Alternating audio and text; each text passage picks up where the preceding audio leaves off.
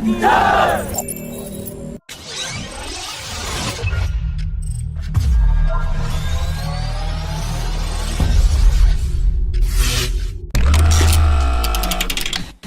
chief executive officer of UAE-based company CAR-816 has said that it has started talks with Indian defense companies to establish manufacturing facilities in India, and more than 60% of the components required for the production of 93,895 CAR-816 carbines will be sourced from Indian suppliers.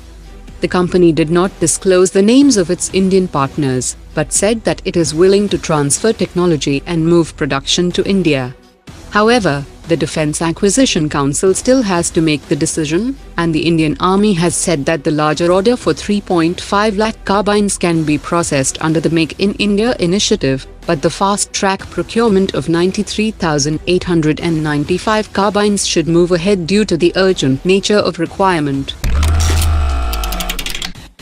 After 7 years of launching the acquisition process, the Indian Navy has scrapped the tender to procure 4 landing platform docks at a cost of 20,000 crore rupees, and the cancellation of the request for proposal was triggered by the Navy's requirement of new specifications for the landing platform docks.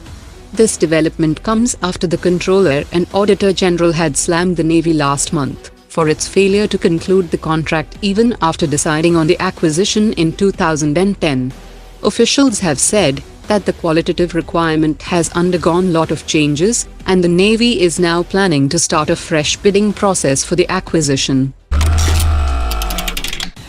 A section of the Defense Ministry sees the third aircraft carrier as an expensive platform, and have questioned that can the country afford such expenditure on one single platform, when the Army has urgent requirements in rifles, artillery and strike corps modernization requirements, and the Indian Air Force's squadron strength is down to 32.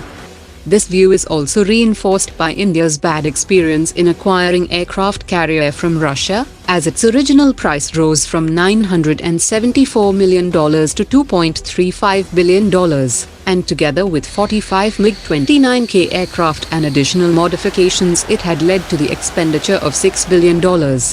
This experience was compounded by the escalating costs and 5-year delay of the first Indian-built aircraft carrier INS Vikrant, and the total price will be around $9 billion due to cost overruns and 36 carrier-borne fighter jets, while the third proposed carrier will cost around $16 billion along with electromagnetic aircraft launch system and 57 fighter jets.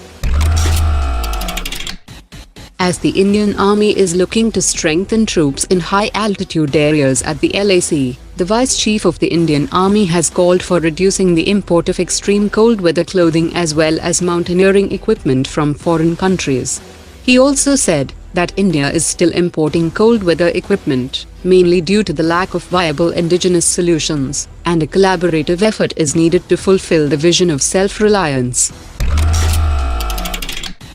Even as the Chinese Foreign Ministry has been publicly stating that it wants to resolve the border issue with India, the Chinese army has started rotating troops on the northern banks of Pangong Lake, which shows that China has no immediate plans of either disengagement or de-escalation. The Chinese army has been conducting surveillance through Type 305 and Type 928 boats that are directly copied from Swedish CB-90 boats, and new reports indicate that China has brought additional equipment to keep an eye on the Indian side, and has started monitoring underwater activities in Pangong Lake by using a special aircraft attached with a magnetic anomaly detector boom, which is a technique used for anti-submarine operations.